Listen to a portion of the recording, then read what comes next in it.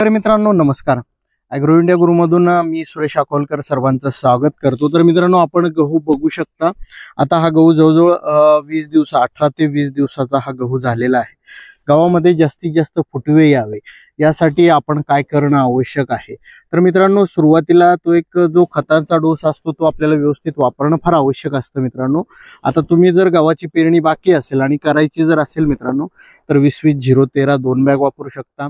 10-26-26 2 bag वापरू शकता किंवा 18-46 DAP 2 बॅग वापरू शकता. याच्यामुळे काय होतं तुमचं एक तर जर्मिनेशन ही चांगलं होईल. खताचा जो NPK चा पुरवठा आहे तो सुद्धा चांगला होऊन खताला पूर्णपणे बेसल NPK चांगले मिळतील मित्रांनो. तर त्यानंतरचं आपलं काम असतं की आपण फवारणी सुद्धा आपण अन्नद्रव्याचा पुरवठा करून जास्तीत जास्त फुटवे करू शकतो. तर फवारणी कोणती करायची? साधारण तुमचा गहू 1 महिन्याचा झाल्यानंतर तुम्ही फवारणी करू शकता. तर त्यासोबत विद्राव्य खत म्हणजे फॉस्फरसची आवश्यकता जास्त असते.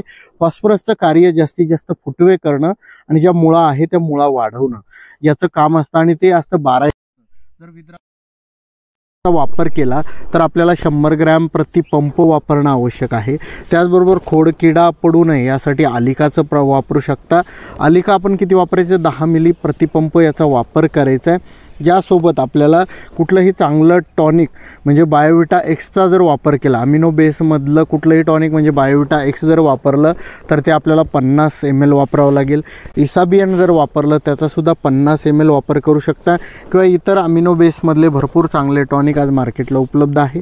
त्यापैकी कुठलंही 50 ml आपण ते टॉनिक घेऊ शकता आणि याची फवारणी करू शकता. जर पिवळेपणा तुम्हाला तुमच्या गावावरती कुठं दिसून येत असेल तर चिलेटेड झिंकचा देखील तुम्ही मित्रांनो वापर करू शकता. या पद्धतीने ही जर फवारणी आपण घेतली साधारण 1 महिन्यानंतर तर तुम्हाला जास्तीत जास्त फुटवे दिसेल, हिरवेगारपणा दिसेल आणि गहू एकदम दाट तुम्हाला जे आहे तुम्हाला दिसून येईल मित्रांनो. त्यामुळे ही फवारणी आताच्या काळामध्ये घेणं आवश्यक आहे.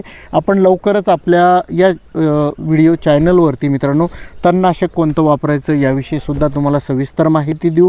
त्याचबरोबर गावामध्ये इतर काही गोष्टी ज्या करायच्या त्याची सुद्धा आपण व्हिडिओ लवकरच आपल्या चॅनलवरती देणार आहोत. तर ही माहिती आवडली लाईक करा, सबस्क्राईब केलं नसेल आतापर्यंत सबस्क्राईब करा आणि इतर शेतकऱ्यांना शेअर नक्की करा. धन्यवाद.